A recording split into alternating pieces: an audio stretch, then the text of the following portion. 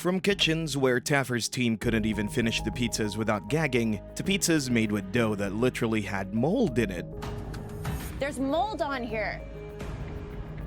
These are the grossest pizzas ever served in bar rescue, starting with a Lickety Split. This bar sat on a busy corner of South Street in Philadelphia, a two-story bar that had clearly seen better days. The bar was owned by Tom Gaylord, a former detective who had poured his life savings into it, and with things not going well, he was finding it hard to keep the doors open. And when Taffer and his team showed up, it didn't take long to see the bar's reputation was already in trouble. To start things off was a food test, since the bar claimed to have the best cheese pizza in the city. Best pizza on South Street. My dad.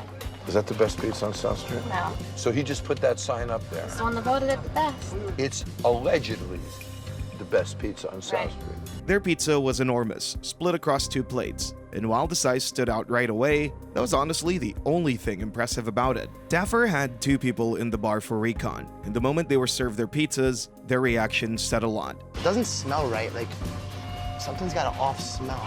And it wasn't just about the smell either, because once they looked closer, a lot more about it just didn't seem right. Good pizza usually has nice air pockets and bubbles in it. This is like dense and flat looking, like it's got a funky taste to it, not too appetizing. At that point, it was pretty clear that there was nothing enjoyable about the pizza, and their earlier claim about having the best pizzas in South Street was far from the truth. Do you like it?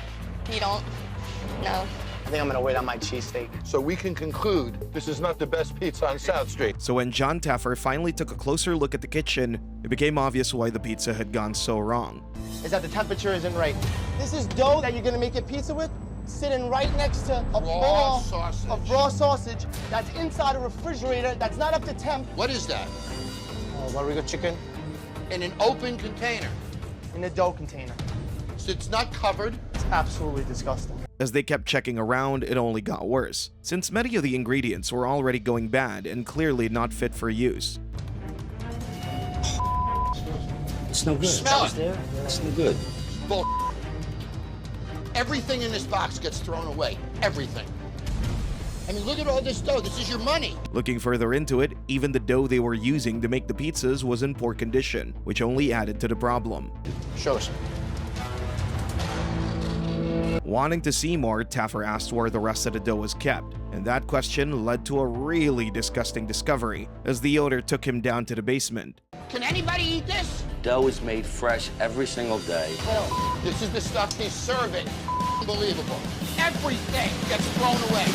After seeing all of that, Taffer was clearly furious about the below-standard food, and he made the owner taste exactly what he had been serving to customers. Nasty dough that's just been on the floor. You ready to take responsibility for this? I'm taking responsibility. You got to come in here every freaking day, don't you? You got to watch these guys. I can't believe this. Really, I can't. I'm sorry. Okay, We gotta let's fix get out this. of here. We have a stress test tonight. Tom is trying to step up and show me he can do it, but this staff worries me. So we got to train this afternoon and get them ready. From there, Taffer moved quickly to fix things, bringing in pizza expert Frank Pinello to train the staff on how to make proper pizzas using the right ingredients and better technique. Once that foundation was in place, Taffer didn't stop there, as he went on to rebrand the bar entirely, turning the ground floor into a alleged bar and pizza. And with the training they just received, the staff finally went from making poor pizzas to being skilled at making quality pizzas. Even with those improvements, the bad pizza from earlier still stuck in people's minds once the episode aired. It quickly became a major talking point online, with comments like, "I laughed when I first saw the pizza because it just looked like a thinner version of the crap my grade school served. I thought the dough downstairs would be bad, but not toppled over and uncovered. And that walk-in doesn't even look cold enough to keep the dough fresh." And honestly, it's hard to argue with any of that. Lickety Split let its pizzas fall apart through pure neglect. But this next bar has completely different pizza problems. Rhythm and Brews sat on a busy avenue in Staten Island, a worn-down bar that had been taken over in every sense by a local biker gang. The place was owned by 3 brothers who had poured nearly $700,000 into it, which left them in deep debt and under serious pressure to make it work. When John Taffer arrived, the first clear sign that something was off came almost immediately, when a customer casually wandered into the kitchen like it was no big deal. Look at this. There's a customer who just walked into the kitchen. Raviolis. Ravioli? Yeah. Look how comfortable he was walking in. You know he's walked through those doors before. Of course he has. Not the first time. That moment said a lot, and it only got worse later on when the kitchen was swarming with all sorts of customers, dipping their hands into the food and even making their own meals, completely crossing the line from chaotic to downright unsanitary. Look at this freaking guy. Unbelievable. He's grabbing his own chicken fingers or mozzarella sticks, whatever it is, and throwing it in the fryer. Hold on. Let me finish my order first, please. Well, they don't care. It's a free-for-all. New York burgers. Don't get them nowhere else. No more meat. All the They don't customers have any. took all the beef. Yeah. The other people ate everything, so it's no more. That's it. No more hamburger. And this is not just today. This is... While taking all of this in, something else caught Taffer's eye in the middle of the chaos, and that was the professional pizza oven sitting right there in the kitchen. It should have been a strong moneymaker for the bar, but instead, it was being used by a cook who clearly had no idea how to properly make a pizza. That's Pablo. Put in the that sauce cheese? over the cheese. Have you ever seen the cheese go on before the sauce? No. The sauce is gonna burn, and the cheese won't brown. This guy is ass backwards. As if that wasn't bad enough, things got even worse when Taffer got to see the fridge where the pizza ingredients were being stored, and what he found only added to the growing list of problems. What the hell is that? There's icicles. Is that insulation? What is that? Oh my God. Where do you think all that insulation is in the food? And that's not wrapped up. Meanwhile, to really test just how badly managed the kitchen was, Taffer sent in Chef Josh Capon, and he was able to walk straight into the kitchen and start making a pizza without anyone stopping him. So he just walked right in. Look at this. Nobody says a word. Not a word. What made it even more shocking was that he could walk right back out with the pizza he had made, and no one said anything about what was going on. After seeing all of this chaos, John Taffer decided the traditional pizza concept was beyond saving, so he chose to remove it entirely and rework the bar into Fifth and Vine, an upscale wine and cheese spot. For a while, those changes seemed to work, but the same old gross habits were still there behind the scenes, and this time it went beyond just the pizza. Health inspectors eventually shut the bar down for 61 violations, including mice. And the place closed permanently just a few months later. When the episode aired, a lot of the reactions focused on how ridiculous the pizza and kitchen situation was. People couldn't get over what they saw, with comments like, "That pizza scene will forever be hilarious to me. He walked in, made a pizza, chilled with the chef, and walked out with it and their pizza pan. I felt his rage when Pablo put the sauce on top of the cheese." After watching random people take over the kitchen at Rhythm and Brews, it doesn't get any better, because the next spot proves that even the easiest pizza can still go wrong. Wheelhouse Bar, with its trailer park theme from the outside, already looked unappealing at first glance, and that feeling only got worse when Taffer later saw what was going inside. The bar was owned by Matthew and Karen, who had no experience running a bar, and with the business already deep in debt, they had no real option left but to call Taffer for help. When John Taffer got there, he realized there was no real kitchen set up at the bar, since the back office was being used as a makeshift kitchen, and it was pretty obvious that nothing coming out of there was going to be impressive. As things unfolded during the stress test, Taffer later discovered that all they really offered as their main food item was a basic frozen pepperoni pizza, which already said a lot about the standards they were working with. The pizza looked exactly like what it was, a cheap frozen product with no effort behind it. And even worse, Matt, who was only supposed to heat it before serving, still managed to mess it up, as the pizza was clearly burning while he stood there distracted. Even with something that simple, things kept going wrong, and Matt couldn't even get the pizzas out properly without making a mess in the process. Joe, 2 pizzas just fell off the back. There you go. All right. So I need 2 more pepperoni on the fly.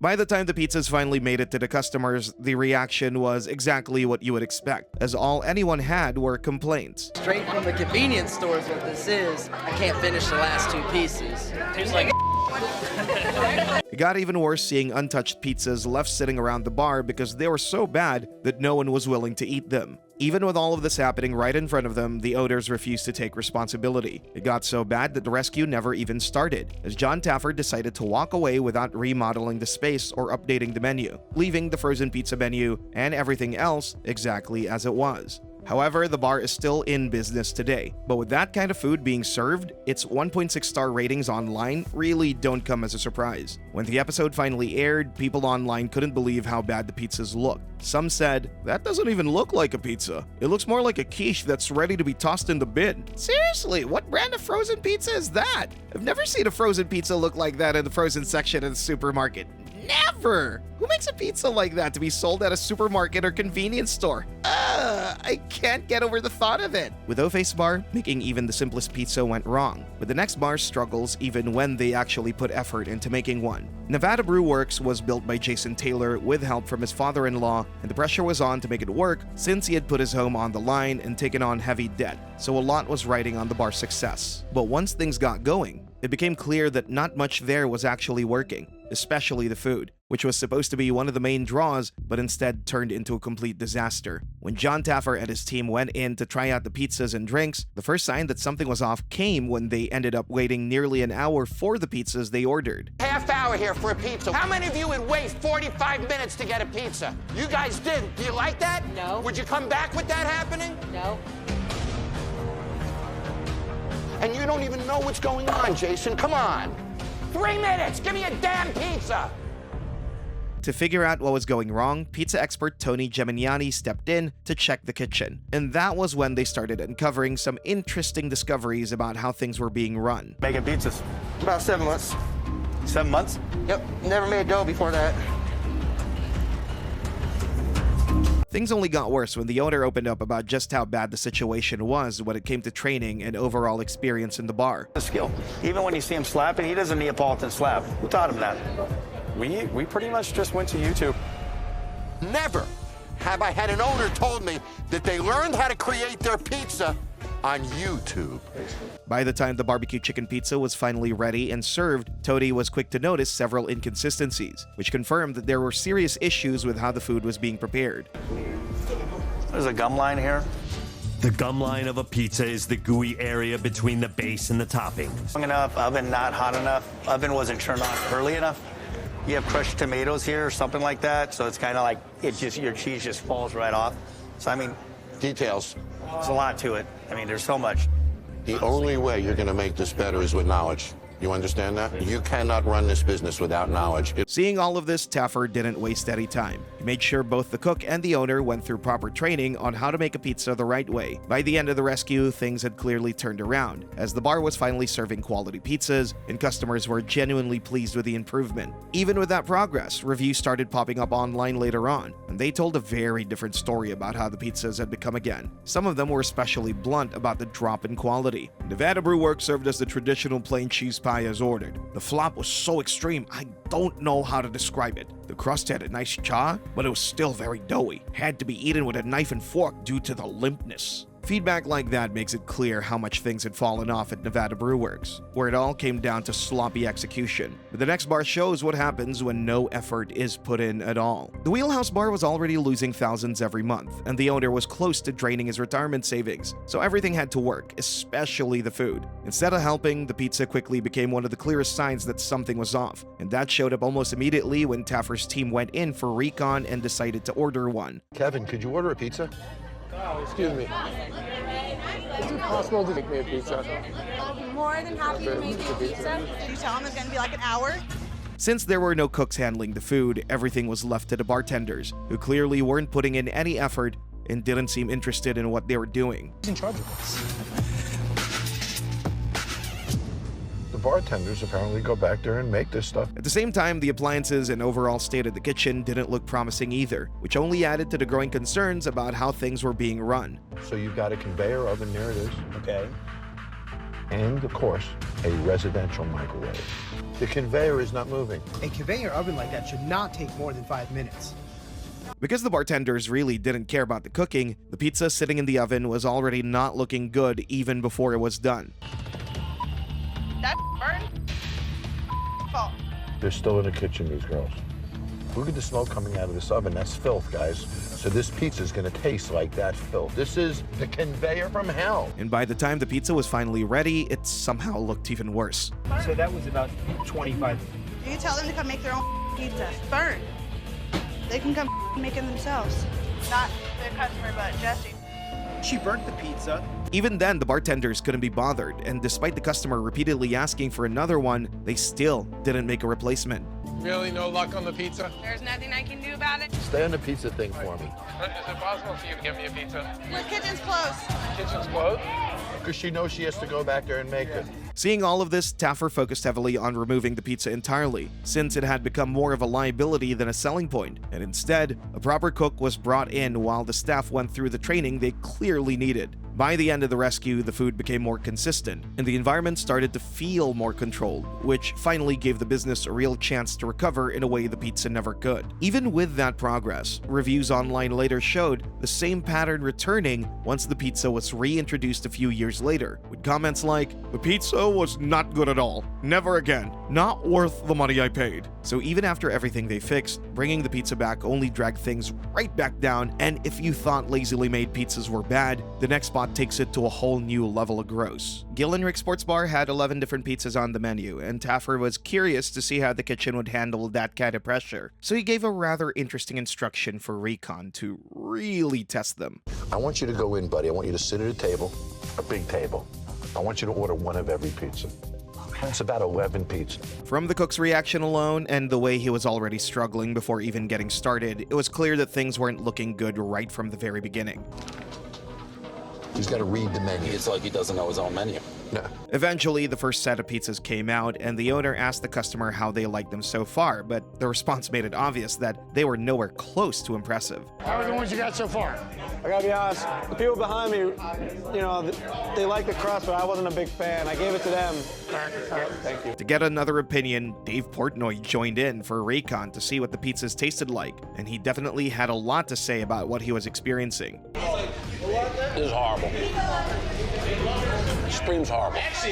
Super doughy. These are wildly doughy. There's more dough than anything else. Want to talk about grease? Look at this. As they kept eating and trying different slices, more and more issues started to show up, making it clear just how bad the pizzas really were, and that pushed Taffer to want to see everything for himself right away. When he finally walked in and saw exactly what was being served, he didn't hold back at all when reacting to it. That's the most disgusting thing I've ever eaten in my entire life. I want to try this one with those guys. Let's see what's going on here. At that point, it was clear the pizzas were no good, so the next step was to have the cook go through proper training to learn how to make pizzas the right way. Even with that, the cook kept making mistakes, and during the stress test, customers were clearly disappointed with what they were getting. May I? Soggy. It's cheap soggy. I'm gonna bring this in the kitchen. I'm gonna get you guys another pizza. Look at this, Rick. Got a pizza coming back, not cooked. It's not cooked. So when they take it out, the first bite they take, they don't eat anymore.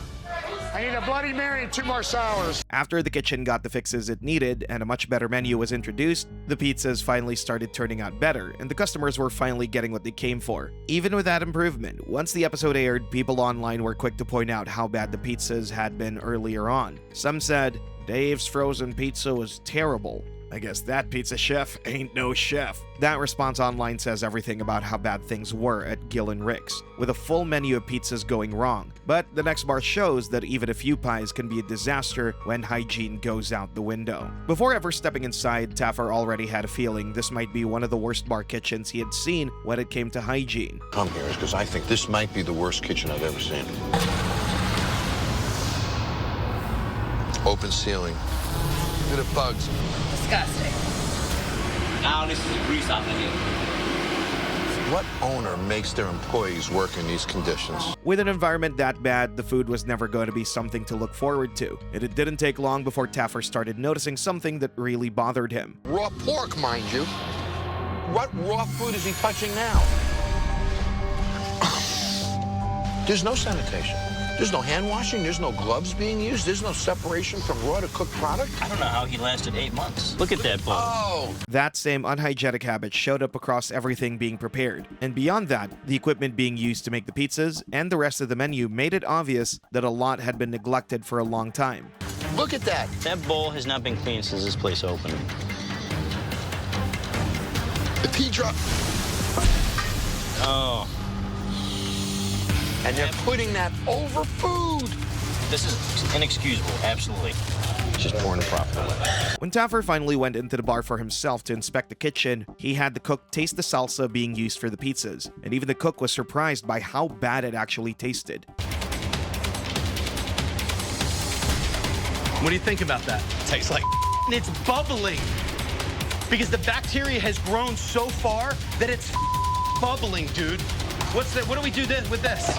As they kept going, it came out that even the airflow system hadn't been checked in years, which allowed grease to build up and drip back down into prep areas, meaning the pizza and everything else on the menu carried the same risk of contamination, dirt, and grease. Then the inspection moved into the walk-in freezer, and that was where things went from bad to worse, leaving Taffer completely furious at what he was seeing. No way!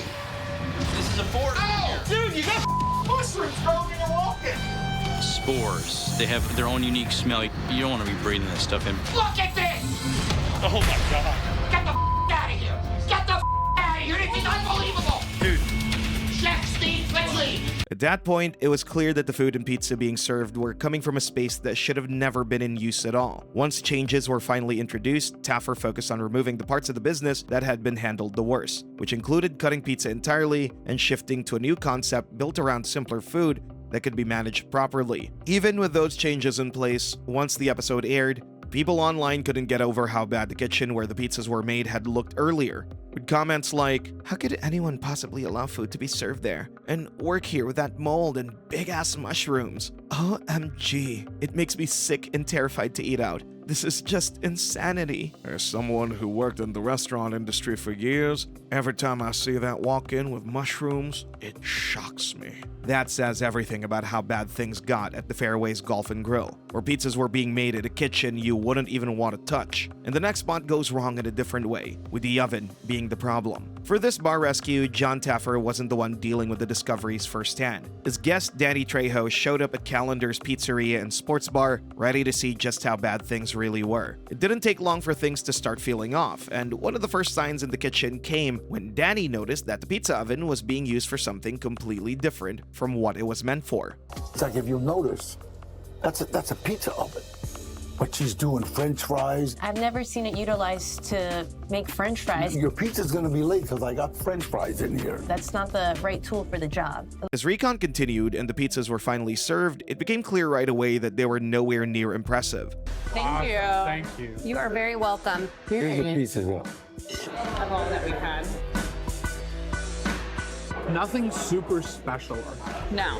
When Danny Trejo came in himself, the customers once again confirmed that the food and pizza being served were not at the level anyone would expect from a restaurant. What was this? I think it reminded us a lot of like cafeteria food as opposed to a restaurant quality. Yes. No pride in what they were doing. No. You know, when people don't come back for bad food. The kitchen inspection soon revealed something much worse about the conditions where the pizzas were actually being made. With the same oven used for the pizzas also being used to prepare all sorts of other meals, this created a serious problem. So the first major step was to upgrade the kitchen with new appliances. Once those changes were in place and the staff had gone through proper training, the improvement in the pizzas started to really show. But that progress didn't last for long, as customers soon started complaining about the same poor old pizzas again. One said, "The pizza is edible. The quality has gone way down since Terry took over. We'll never order from here again. If you can't cook the crust longer, there is a problem." So even after all the fixes, the bar still went back to the same issues. And the next bar proves that even when pizza is the main attraction, things can still go completely wrong. At Gerri Sports Pub, the entire food side of the business came down to one thing,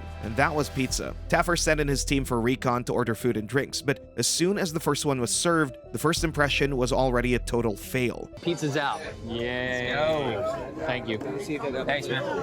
How does it served on the hot pizza tin? I guess so. Oh, you don't have plates? Here, napkin. All right. Okay, we'll napkin it up. Give you a clean ashtray if you want. They're not even trying to do anything right here. Even putting the presentation aside, once they took a bite, it became clear that everything about it was off. Super greasy. It's like the pizza you would get in like middle school.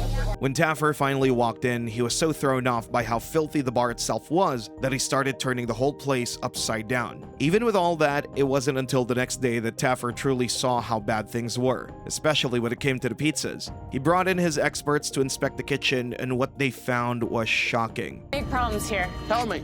Gerri, I got some questions for you. Okay, when is this pizza from?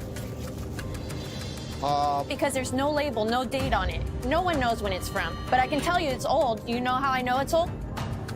There's mold on here.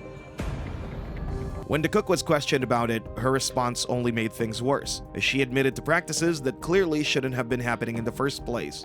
I did serve, but I got the ones in the front that I made sure there was nothing on it. So I gotta understand this. You opened the package, you saw the mold. So I went to a new So package. you found one that didn't have the mold on it. And I don't want to throw them away because I don't want to get yelled at. At that point, culinary expert Jennifer Murphy stepped in to provide proper training for the kitchen staff and help fix the pizza menu so it could actually meet basic standards. And our spies ordered a pizza that was full of grease, doughy, disgusting, absolutely terrible. Tammy, it's my understanding that you were the one responsible for bringing this pizza oven here. Yeah. I think you were on the right track. However, we failed on execution.